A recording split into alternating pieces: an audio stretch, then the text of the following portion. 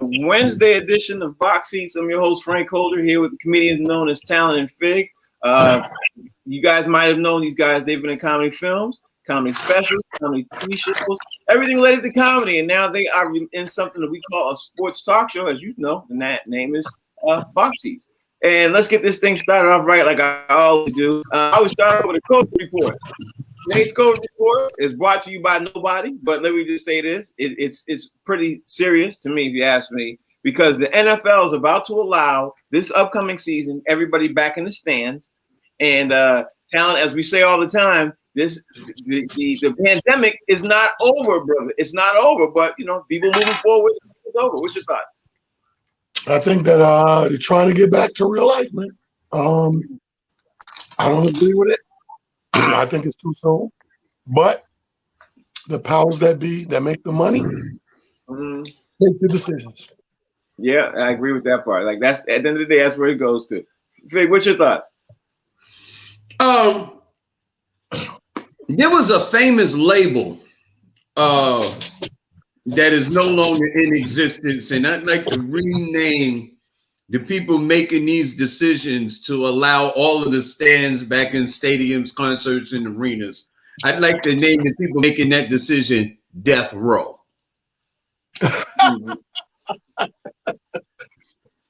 They crazy. That's a great way of looking at it, but I can't even dispute that, man. The other news that is concerning in the COVID report is that Japan and China is forcing everyone, and I mean forcing everyone to take the vaccine, whether you want to or not, including folks who are descending for the Olympics. They're saying if you want to get coming in anywhere near the Olympics, you are going to have to take this vaccine. Now, you know, as we all talk about, that's kind of discerning for people who are not from Japan and China, and they want to come into the country to obviously play. That's a little concerning, man. So I don't know what to think about this one, Talent. So I wanted to ask you what's your thought process on that, man. What's your thoughts? Well, I mean, we know for a fact that this is a democracy. So we know in a democracy, we got rights that they don't get with dictatorships. And it's about them when you see the main difference. When your government says boom, and that's it. There is no passing laws. There's no arguing back and forth. There's no constituency, if you will. It's the government said, this is what we're doing going forward. Everybody got to get it. You ain't got a choice. This is why, Frank, a lot of people flee their native countries. Right. To try to go because they like to have a say-so for them and their kids. Right. Hey, what's your thoughts? I think it's awful, man. I mean, look, I'm all for people making decisions for themselves, but what makes it so bad that over in those countries is the way the vaccine is administered. I mean, here in the United States, they give it to us in the arm, but in Japan, they give it to you in the buttocks. And that alone would make it'd be a no for me. Like, I don't want a shot in my booty. That's the way they used to give it to you when you was a kid. Make you pull your pants down and get that vaccine. I was like, I don't want that vaccine. I don't want it. And Asians got their behinds are really not that big, so that shot is a little different. Okay. Roddy Perry's joining the show now, and Roddy, what you think about Japan and China forcing everyone to take the shot, especially those who are descending on the Olympics right now? They're saying if you want to participate, you got to take the shot. That's just how it's going to be. What's your thoughts on that? This is just the beginning of that same situation for a lot of people. Is Roddy there? Yeah, check. You hear me? Yeah, we hear him. No, what I'm saying is this is the beginning of that. So if you see that in China, you'll see it in Japan, you'll see it in the United States. If you want to travel, you're gonna have to take that shot. It's coming, so y'all better get ready. Yeah, I said the same thing, bro. Y'all best to get ready because it's about to be here. Anyway, let's move on, man. We got to talk about the Final Four because the Final Four is now set. We got Houston, Baylor, UCLA, and Gonzaga. And I watched the game last night, man. UCLA defeated Michigan, and I was kind of disappointed because I want to see Juwan Howard, take his team to the actually to the final game. I was keep on moving and hopefully win the whole thing. But I'm gonna start with you, Talon. Tell me what you think about Juwan Howard in Michigan and their run and their historic run, and the pace that they're setting and they have been setting in NCAA history. Well, for a fact that was my team. That's who I had hoped to go to the chip and hopefully win, because I really love what he did with that team in one season. That's people don't realize how difficult that is to go player coach. You could be the greatest player in the world, yet the worst coach in the world. So Juwan Howard, who was like one of the top players in his time with the Fab Five, you get a team, your first year, you get in there, you coach it, and you turn your team, take it to number one, and then you going up the dance, the Sweet 16, the Elite Eight, and I really want to see him not get bumped off and make that Final Four.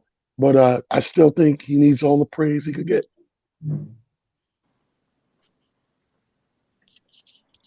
I'm happy for him. Frank, you there? You all right?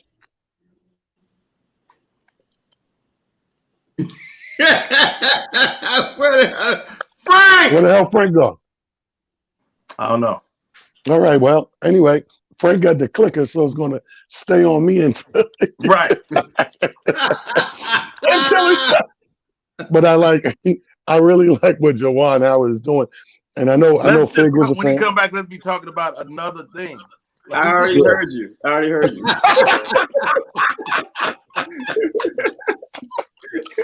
would have been good. That would have been good. I already heard you. I don't know what the hell happened, but it is what it is. So I'm assuming you answered that, Talent. I'm assuming you answered that. Yeah. Greg, did you answer it? No. I think it was amazing. It was an amazing run by Michigan to get as far as they have. Being such a short period of time for Juwan Howard to be the coach, and I wanted to see him make it all the way. But at the end of the day, it was a close game.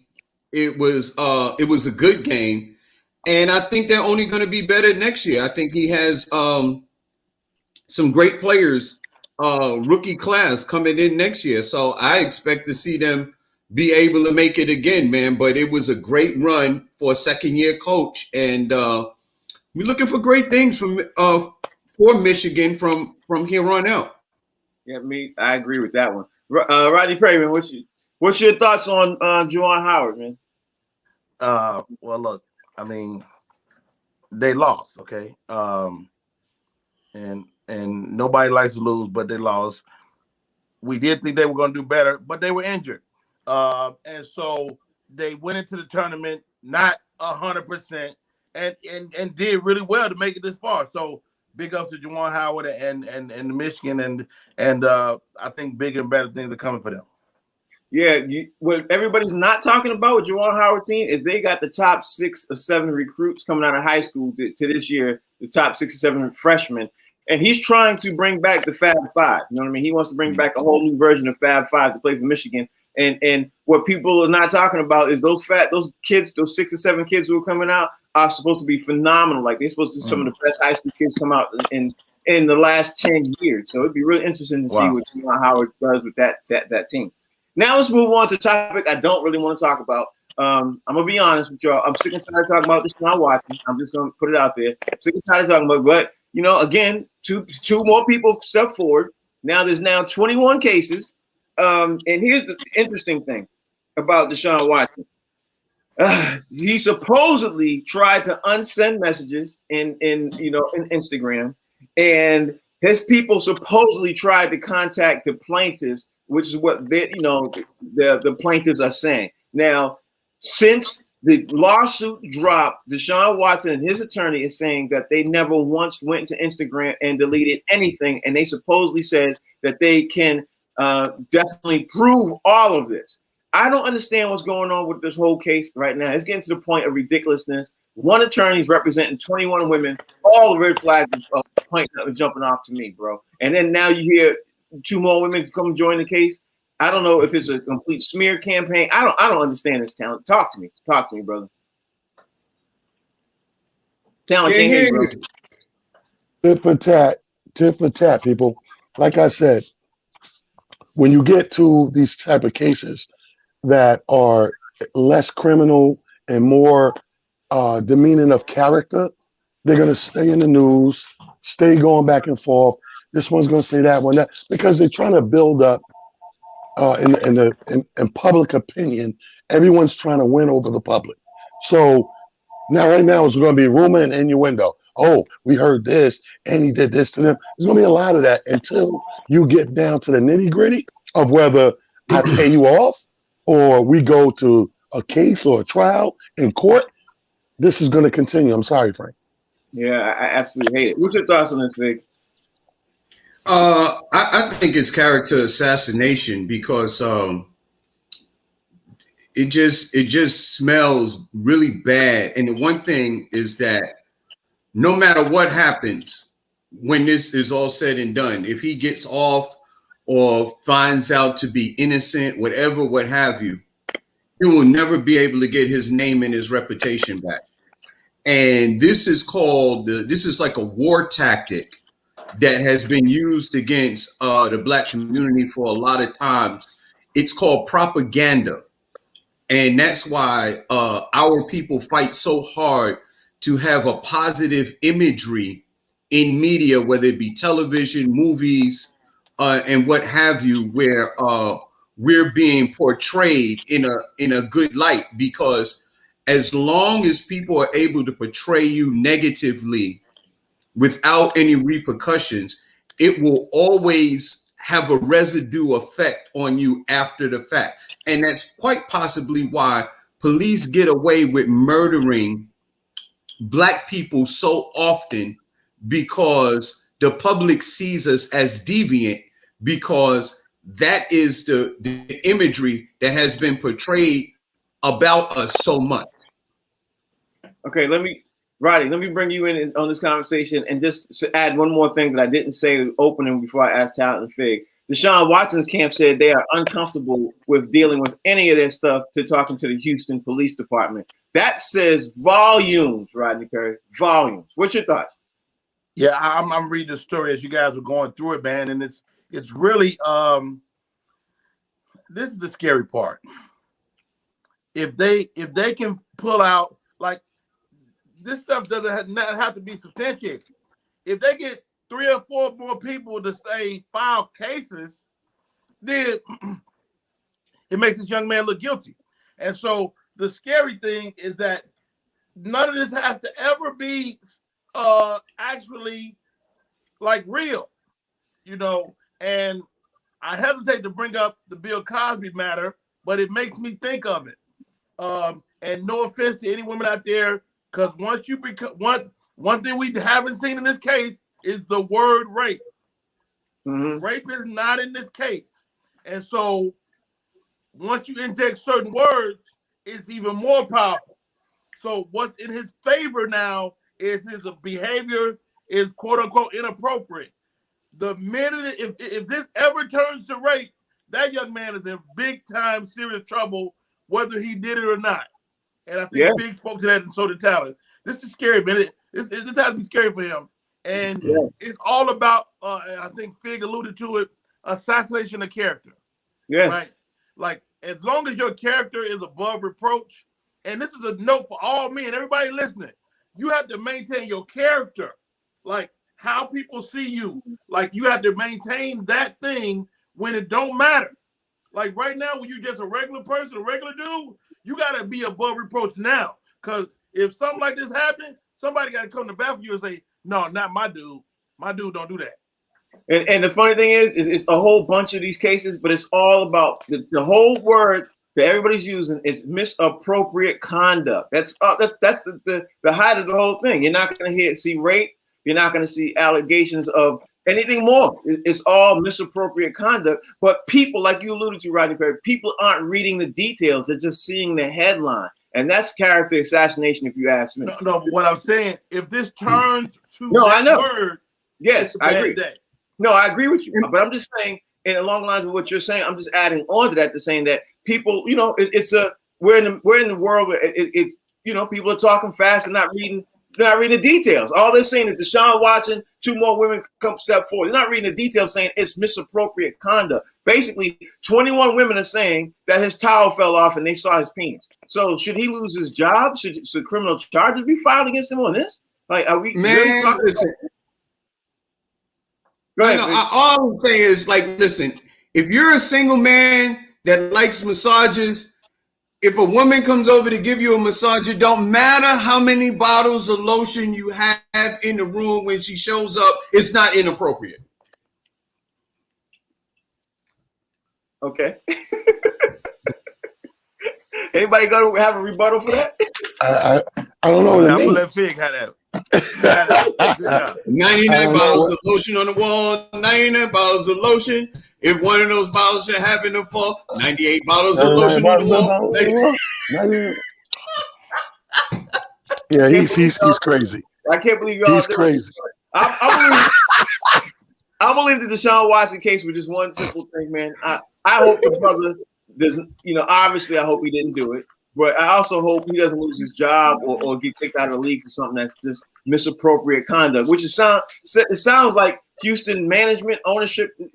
If Deshaun Watson does not want to go to the Houston police, that says volume. And who's powerful enough to touch to the Houston police that he'd be concerned about that? Has to be the ownership. That's my the story is that his opponent, the legal opponent, has a family member that works in the department.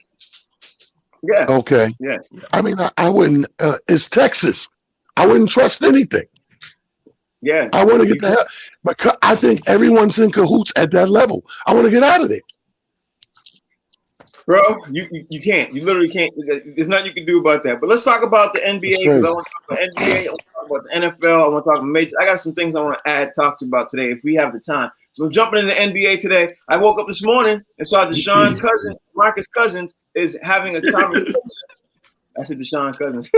DeMarcus Cousins is in discussion with the Clippers for a 10-day contract, and it's looking pretty good. If things roll out the way he can, he probably will be joining the Clippers for 10 days, and if they like it, he'll probably stay on with the team. So I'm throwing with you, Talon. I'm gonna say the Clippers get a 10-day contract with the and check this out. They lost last night. The Clippers lost last night, which is another conversation. But they need some kind of shot, because the Clippers now got Rondo, right?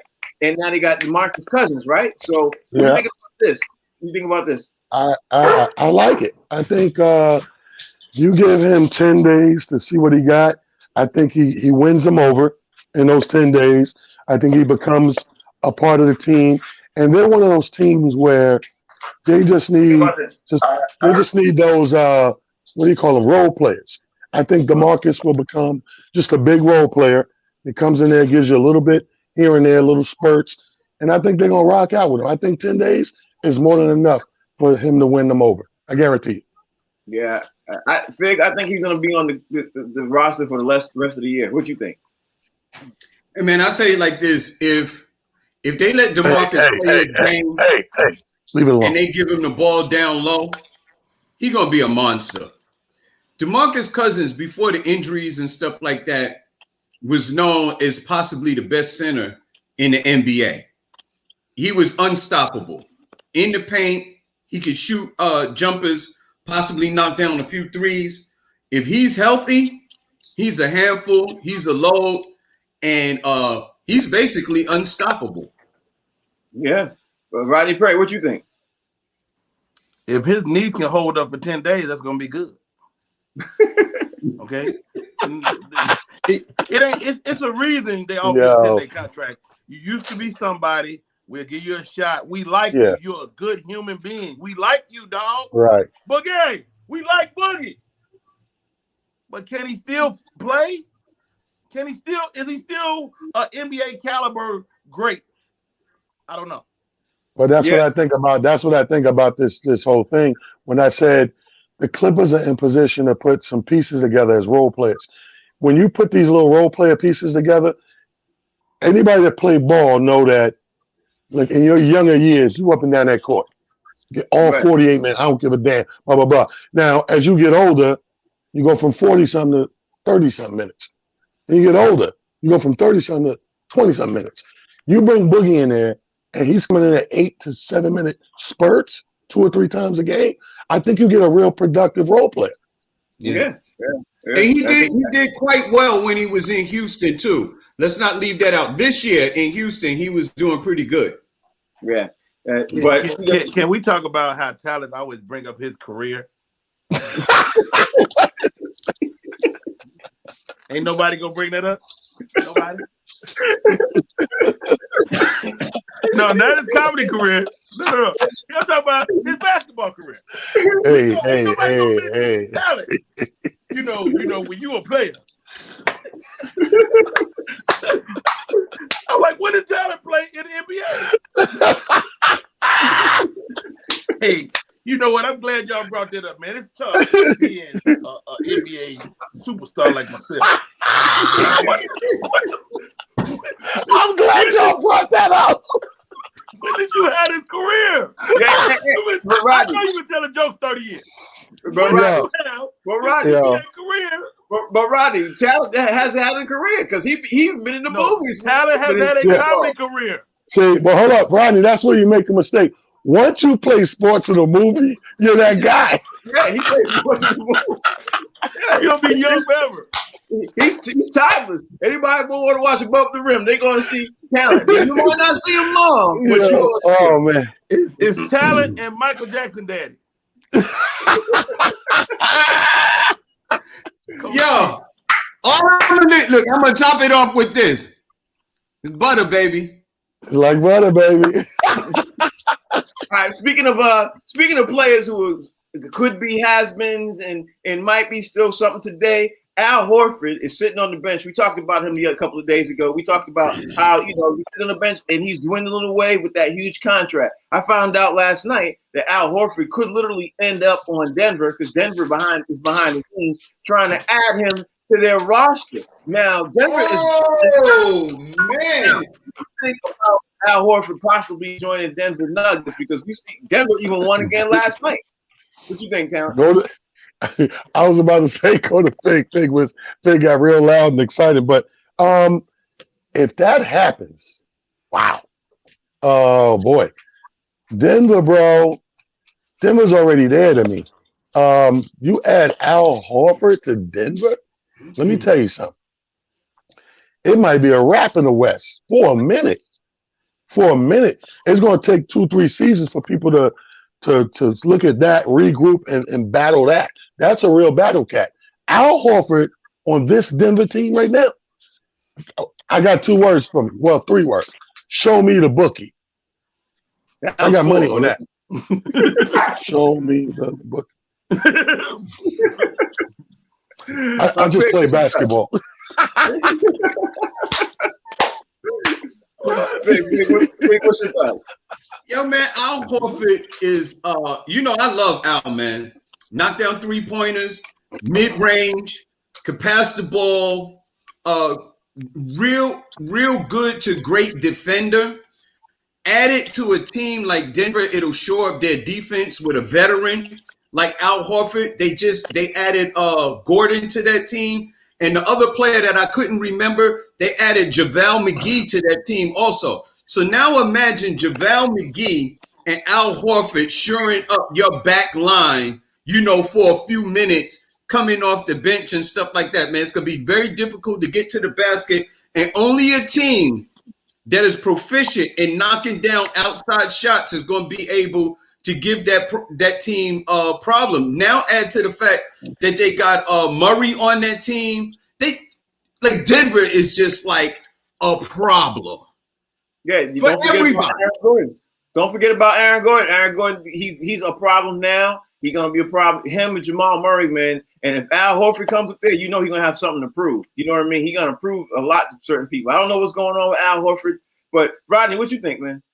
I'm agree with the fellas, man. I like Al Horford always, no matter where he ends up. He's no Boogie Cousins. He's a real deal player. He's still a dog, and he can't be. It can't be nothing but good for the Denver Nuggets to get a guy of his caliber. And forget on the court, he's a locker room leader.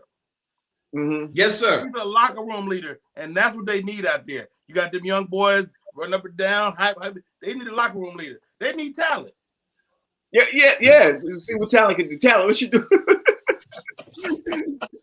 Maybe talent can come off the sidelines. No. Listen, I would be like, I would be more like Boogie. Give me 7-8 minutes. 7-8 minutes, nigga. I throw 2 assists. 2 assists, Gatorade. Actually, tell me more like, give me 2 minutes. Give me 2 minutes. All I need to do is get there 2 minutes. I get a good 7-8 minutes. I still got that. Because the shot is me. You know what I mean? Give me 7-8 minutes, 2 assists, 1 3, Gatorade. They vouching for you in the chat, so I believe it. I'll be like, I see them all. 7 minutes, I'll see y'all at the next game. I'm gonna get on the bus. I'm gonna get on the bus now. Yo, talent, after you get your 7 minutes, they send you up into the stands for one of them footlongs. We go with this. Pause, son. Pause. There we go with that again. All right, let me bring up this talent, this conversation that I just heard this morning, man, and I saw on the internet, man. Stephen A is basically talking about Russell Westbrook, right? I don't know if y'all caught this on ESPN or on website or anything else. Stephen A is talking about Russell Westbrook, right? His wife got pissed off about what he said, and she went and came back at a lot of conversation and stuff that he said, and she didn't like Stephen A basically calling out her husband, and she let it be known. So Russell Westbrook is married? Huh? Wait, who? I know he was married. Yeah, right. Yeah, he's married. Russell Westbrook's wife came out and said some things that she didn't like with Stephen A. Because, you know, Stephen A goes on his rant. You know how he is. He goes on his rant and says things about you. Right. Well, anyway, Russell Westbrook didn't say anything. He didn't address the comments and things like that was said. But his wife did. His wife came out and said a couple of things, basically trying to put Stephen A back in his place, and didn't like the verbs that he used against her husband. Talent. When you hear the basis of this case, should women or your spouse jump in and fight your battles, especially on the media, the way the media is, especially if you're a pro, or should she just not say nothing? It's 2021, and in this climate, because of the whole equality battle and all that, they're going to do it. I'm from the old school where if you jumped in front of me to protect me verbally, if I didn't say nothing and it ain't bother me, you can't say nothing. Then I got to check you. Like, don't let them see us in the street like that. You know what I mean? But it's a new climate, Frank. So now, if you do that, they're going to charge you with first-degree mansplaining. First-degree mansplaining. That's a good point. Fig, you're married. I know you know how it goes. You don't have a wife who's going to defend you and everything else. Should she have defended him in this one? Because this is like on the line of what he's supposed to be dealing with, because he's an NBA player. You know what I mean? So, what you think, Fig? First off, I didn't think that Stephen A said anything out of place, because he kept his comments strictly to basketball. And for his wife to come out, I mean, look, she's a woman. It's a new day. She has an opinion. It's the age of social media. It's a totally different time, but it's not necessary. I mean, to me, it's the equivalent of when you do something on social media. It's like your woman coming out and defending you in the street. You know what I mean? Which to me has always been a complete no-no. Like Talent said, if I'm not doing anything, you know what I mean, then I don't want you to do anything or be involved either. Basically, the only way I want my wife to get involved in anything is if I'm being jumped and she got something in her hand. I want her to bash the dude upside the back of his head so I can get myself out of that situation. But as far as social media, I don't want my wife getting involved with that. People have opinions. It is what it is. Rodney Perry, you're married. Your wife crossed that line. What do you think about that? You know what I mean? I tell my wife to shut her mouth, but this is different. Nina Westbrook came through. She like, I'm sick of y'all messing with my husband. My husband is good. Y'all leave it alone. I don't know how many times I be minding my own damn business and randomly be the subject of you slandering my husband. I'm sick of you, Stephen A. Smith, with your funky breath. I added that part. And then he was the #1 pick in Seattle Supersonics. He became Oklahoma City Thunder. He's a 13 seasons. He's doing good. Leave my man alone. Sick of you. You know, I like Nina Westbrook. I'm gonna tell you why. It's just her own Instagram page where she said this on. She wasn't on video. She didn't do nothing like that. She typed it out, and then she was no Aisha Curry either. You know, Aisha Curry did too much. This was in the realm of the game, and it showed that they passionate people. We know Westbrook is passionate, so his wife probably a nut too. Yeah. But I will throw this out there because you know you got always there's a pros and a con about everything, right? I'm gonna throw this out there. When you are on the side of being a professional athlete or married to a professional athlete, people don't expect you to do certain things. So I guess what she did, she was entitled to because she's married. She's entitled to do that. I guess the question I'm asking is, should she have done it? You know what I mean? Because we all know once you do that, all the attention is going to come to you. You know what I mean? That's what I'm thinking. So I don't know. I mean, do Westbrook need his wife to help him? No. Right. By virtue of that, he right. shut her pie hole. But yeah, see, that's the thing. Take it back. She said it, and if I'm Westbrook, I tell baby, good job. Don't do that no more though. Right. I mean, I get it, but again, you know, there was a time. Times are different. There was a time where I remember my girlfriend of mine running upstairs to get me because the neighbor looked at her or said some smart, slick stuff, and she come get me. I come downstairs, and she still jumped in front of me. I yanked her back so fast by the back of that collar and threw it behind me, said what I had to say to old dude, you know, my little corny-ass threat, whatever it was back then, pushed her back upstairs. Then we go upstairs, and now we arguing because I'm like, yo, don't you ever do that. Don't ever play me like that. If you, when it get that bad where you got to get me, then sit the hell back and let me do me. And we got that clear. Never happened again. But I know Westbrook, for a man, ladies, no disrespect. I know the climate is in your favor. We are with you on this fight. We protect our women, our queens. But you got to think about what you make that man feel like in that moment. If that man get into anything where he needs to defend himself or rebuttal, you have to let him do that. You can't take that from him. You can't demasculate the situation, and more importantly, your spouse. Well, and for the record, Westbrook had already responded. Yeah. You know, the thing is that they're going too personal with it. You know what I mean? Yeah. What Stephen A. said, which is a sports commentator, he was talking about Westbrook's accolades on the basketball court. Westbrook, because he felt offended, started talking about, I came out of the hood, I made it to the NBA, I made a lot of money. Nobody cares about that. That's your personal business. Just like you and your wife. That's your personal business. What I'm talking about is what happens on the court. What you do off the court has nothing to do with basketball. I don't care. I don't care what you do off the court. That's good for you. You're a good man. We appreciate you. You made a lot of money. You've been successful off the court. You're philanthropic. You do all that stuff. Very good. What does that have to do with basketball? Because at the end of the game, on the court, it's about wins and losses. Period. Wins. No, you're right. I don't care about your triple doubles. I don't care about that. Are you going to win? Period. At the end of the day, unless your name is LeBron James, then other stuff matters. But go ahead. At the end of the day, here's one thing that we got to remember.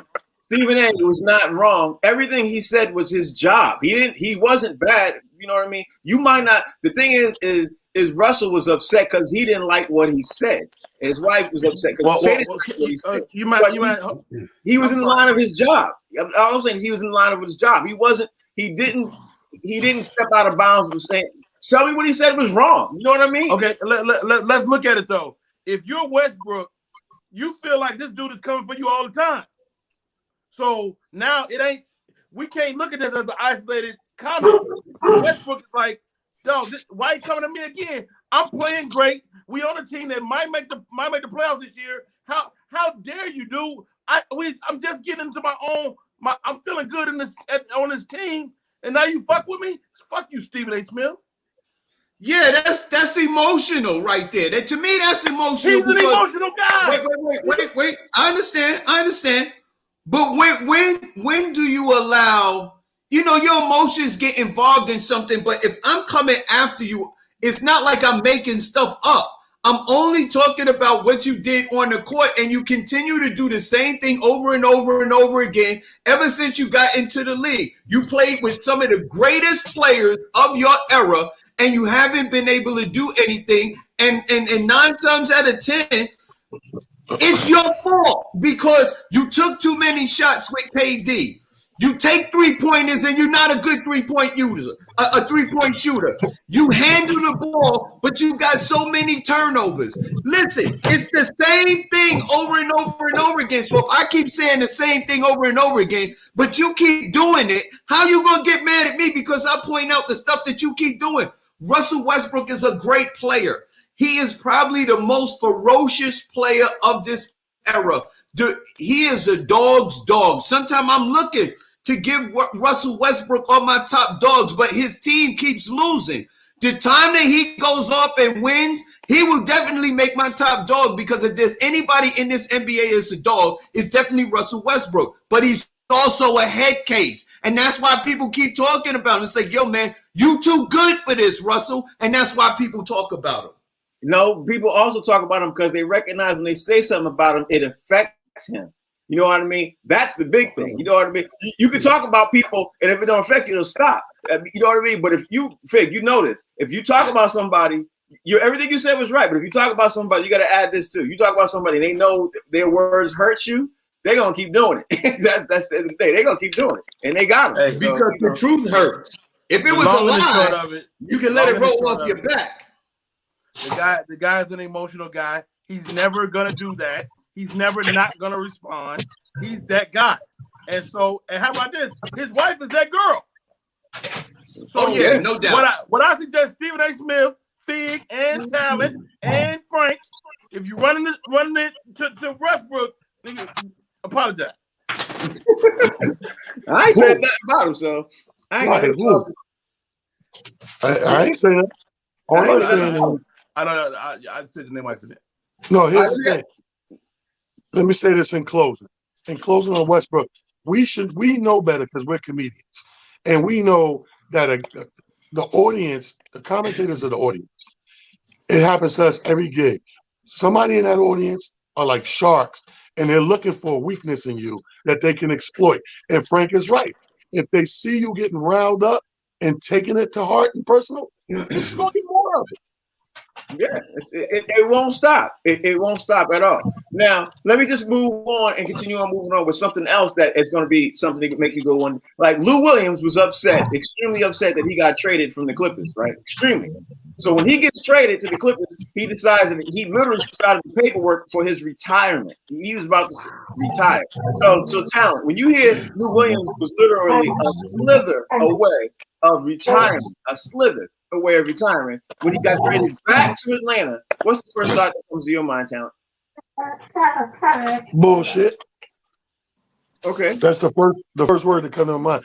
Like you're about to retire, then you go back to Atlanta. I don't buy it from day one. When you look at Lou Williams on the court, you don't see, he's about done. Oh, he got one more season, whatever case may be. He's playing at a high level when he plays. He's not only just getting up and down that court, he's executing that defense. That's what we learned to love and respect about the player. I think that a lot of this stuff is gimmicky to get more money and more time. You know what I mean? I think we're going to be watching Williams at least 2-3 more seasons. That's what I think. Oh, okay. All right, Fig, what you think when you hear that? Man, Lou Williams is a professional scorer, man. I don't know. I mean, he had to put up a big fuss about getting traded from LA to Atlanta, which is a place that he clearly likes to be. I mean, because if you go to an establishment in Atlanta and they have a dish named after you, this is a place that you frequent. So why would you be upset about going to that place, to that town where there's an establishment where they have a dish named after you? I don't think he's gonna retire. I mean, but if he does, he made decent amount of money. He made a nice career for himself. You know what I mean? If he decides that he wants to retire after this year, he got enough money to keep himself in wings for the rest of his life. More power to you, sweet Lou Williams with the wings. Rodney Perry, what's your take? I mean, you do certain things to gain position, and so that move may have made him extra $100,000. So, I think the guy, it was a bit of gamesmanship on his part, and he may also feel like he's at the end of his career too. So we obviously believe he can still play, and by virtue of him coming back, maybe he changed his mind on that. Who knows? Maybe he's just sick and tired of dealing with the politics of the NBA. Maybe he just didn't like how he even landed in Atlanta. You know what I mean? There's a lot of things up there, and maybe he got angry because he felt the Clippers was on to something, and then he went backwards by going to Atlanta. You know what I mean? Because let's be honest, the Clippers have a shot to win the NBA title. He went from a team that has a shot to win the NBA title to a team that has no shot of winning the NBA title. You know what I mean? So I don't know. That's my thoughts on it. Hey man, not only a shot not to win the NBA title, they might not make the playoffs. Let alone win the championship. Atlanta got some dogs though. Yeah, they do. Yeah, but they straight dogs. Yeah, but those are straight dogs. They ain't doing nothing. Wow, yeah, Atlanta ain't doing nothing. All right, let's move on. Let's move on. NBA. Let's move on. We're gonna move on now to the NFL because I wanted to talk about Justin Fields. He had a pro day yesterday, and I also want to talk about Aaron Rodgers if we got some time. But Justin Fields did some damage yesterday. I don't know if y'all caught his pro day, but Trevor Lawrence continues to get a lot of hype, media hype. I'm not going to say it's a color thing, but Trevor Lawrence and Justin Fields statistically are probably one of the most equal players. But Justin Fields ran a 4.4 yesterday, and then with ESPN caught him rolling out to his left, throwing a 65-yard bomb. You know what I mean? 65-yard bomb, which everybody's saying, he's got a lot of baseball background. He almost got drafted by the Dodgers. You know what I mean? They almost were able to land him. He had 2 pro contracts offered to him in baseball, but he decided to go in football. Now, this brother, it looks like he's going to be drafted second, possibly in the thing. But when you hear Justin Fields, how good he did at the pro day, I'm going to say this right now on the record.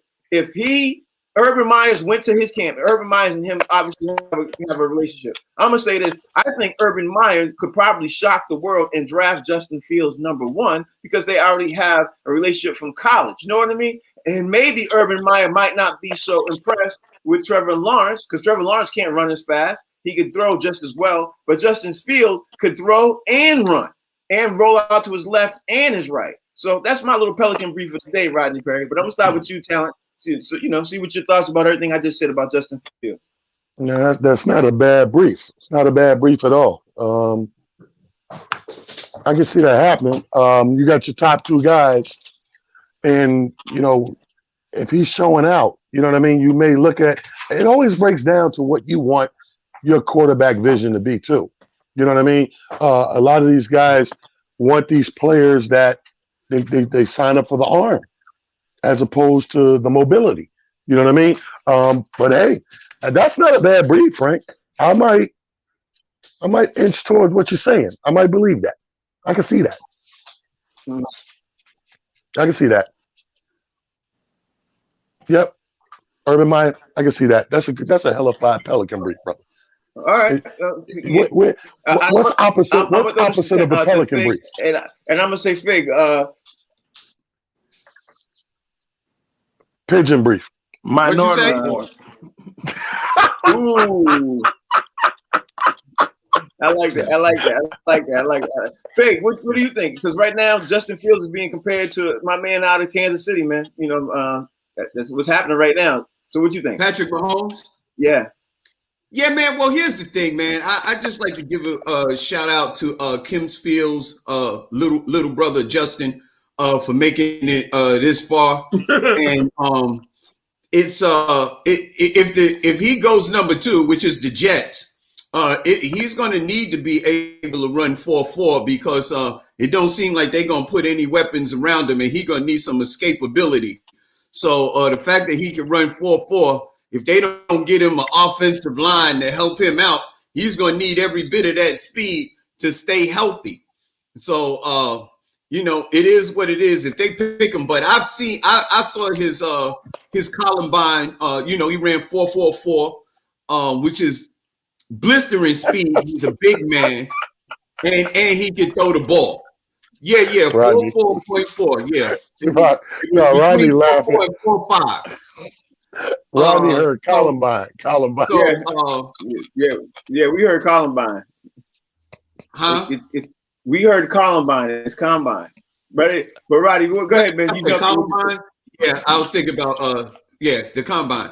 But what I was saying is that he's a talented young man. But listen, you never know what a college player is going to do when he gets to the pro level, because those guys are bigger and they're faster.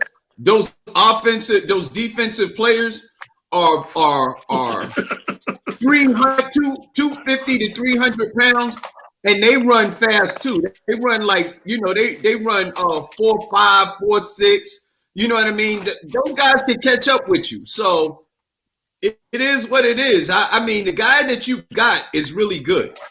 We've seen what he could do on a professional level. Everything else is just a guess. Yeah, but Justin Fields could be a game changer, like literally like Patrick Mahomes is. He could be. Rodney Perry, what's your thing? He could be a bust. Rodney Perry, what's your thoughts?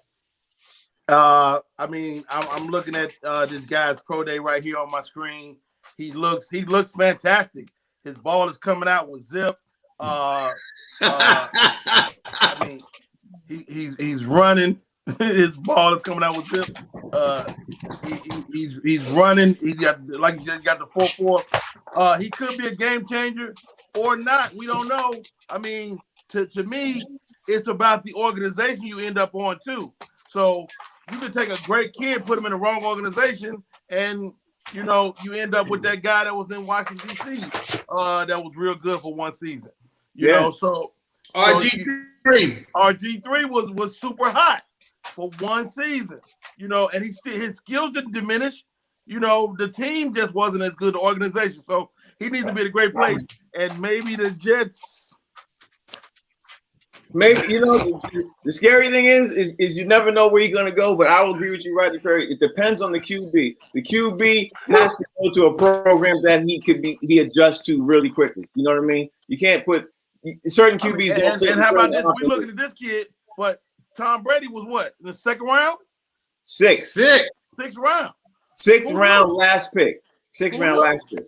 Yeah, and the funny thing about this dude, man, people were saying if he ends up on a team like San Francisco, then he's a champion. He's a Super Bowl waiting to happen. Yeah, I mean that's what they're saying. That's the projection. You can say that with a couple of teams out there where he land. Let me talk about Aaron Rodgers, because I said the Pelican brief, y'all was cracking on me, especially Rodney Perry. He gave me hell about Aaron. No, that last Pelican brief wasn't bad. I agree with Talon that might be your best Pelican brief of the year. And we like the Pelicans. Which Pelican brief is the best one of the year? The one we just said? The one you just said. Okay. Well, let me talk to you about the one. It's very plausible. It can happen. Yeah, very believable. Let me talk to you about the one. Let me talk to you about the one that I had mentioned months ago. About I hate. You want to hear them? No. I mean, one day maybe. I might have a Pelican brief episode. I might have a Pelican brief episode. Because I got that word about Deshaun Watson name on the Patriots. Y'all gave me hell about. No, that would be dope to go back and look at that one came through. That's for sure. Yeah, you ain't about to edit that shit together though. Hold on. Let me write that down. All right, let me talk about the Aaron Rodgers one you gave me hell about. Remember that one? Okay. And I said Aaron Rodgers ain't gonna fit. I said maybe it was a stretch of him going to Dallas, but what happened this morning and last night is proven to you, Rodney Perry, that I told you Aaron Rodgers is not going to finish his career in Green Bay, because right now the news came out last night and this morning. Let me finish. News came out last night and this morning. Aaron Rodgers is on the fence about restructuring his contract. If he does not restructure his contract with Green Bay Packers, he will not make it with the Green Bay Packers because they cannot afford to keep him. So they will have no choice to cut him or trade him. That's a fact. I remember you specifically gave me hell like, wow, he gonna retire Green Bay Packer. I don't know about that one. First of all, Franklin Delano Holder. They would be on this. The debate was whether he would go to Dallas. He is not going to Dallas. That was part of it. The main discussion was about Dallas. Now, if that man leaves Green Bay, so be it. But if he go back and take part of the Pelican brief, you're going to just rip pages out. Oh, no, not that part, not that part. Oh, yeah, here you go. I got it. So, right, I can't get no credit. I can't get no credit for these half of a Pelican brief. I can't get no credit. You don't get no half a brief. Yeah, that's funny. We don't want that. We don't want Hey, Frank, half a brief is boxers. Half a brief is a thong. Half a brief is a thong. That's right, Rodney. Thong. Oh, shit. Thong, son. The funny part about it is Frank started to talk and Rodney said, he gave a bit.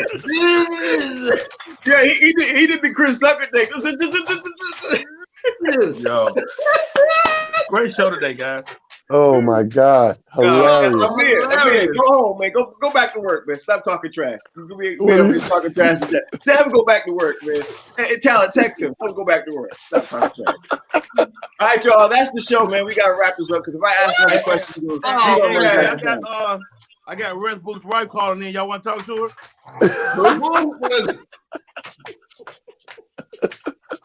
Nah, we don't. Oh, God. Nina, we gotta go. Sorry.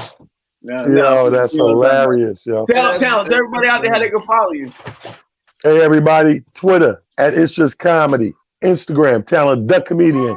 And Facebook, King Talent Harris. Bang. Yo, check this out. Look at that. Whoa. Look at that. Talent. Oh, that's dope. Look at that. Yes, Nice. sir. Yes, sir. Fig, everybody can follow you. Yo, you can follow your boy Comedian Fig on social media platforms right there. Bong! And Comedian Fig. But if you can't find me Monday through Friday, I'm right here on the Box Seats, baby. 1 to 2 p.m. This is the best damn sports show on TV. I don't care what nobody say. You heard me? Rodney Perry, tell everybody how they can follow you. I'm easy to find. RodneyPerry.com is a website. You can use that one-stop shop for everything. And Rodney Perry Live on all social media. Holler at my YouTube page. I appreciate the follow. Thank you all for joining the show. Thanks, Rodney. Thanks, Talent. Thanks, Fig. We'll be back tomorrow. Y'all know the name of the show. The name of the channel is The Humor Mill. You know what? We're going to be back here tomorrow at 1 o'clock doing the same thing we normally do. And tomorrow's show, we're going to give you all some updates on what's going on with Deshaun Watson. We got finished talking about, of course, what's going on in the NFL. But most importantly, tomorrow's opening day in Major League Baseball. We got to jump into that a little bit deeper than what we got in the last couple of days. Because Major League Baseball, there's a couple of Latin players who are doing some things right now and have this year. We got to talk about that, man. We got to talk about that. So that's the name of the show, y'all. Y'all know the name of the show. Y'all know where to find us. We'll see y'all tomorrow. Take care. Peace. Baseball needs cheerleaders.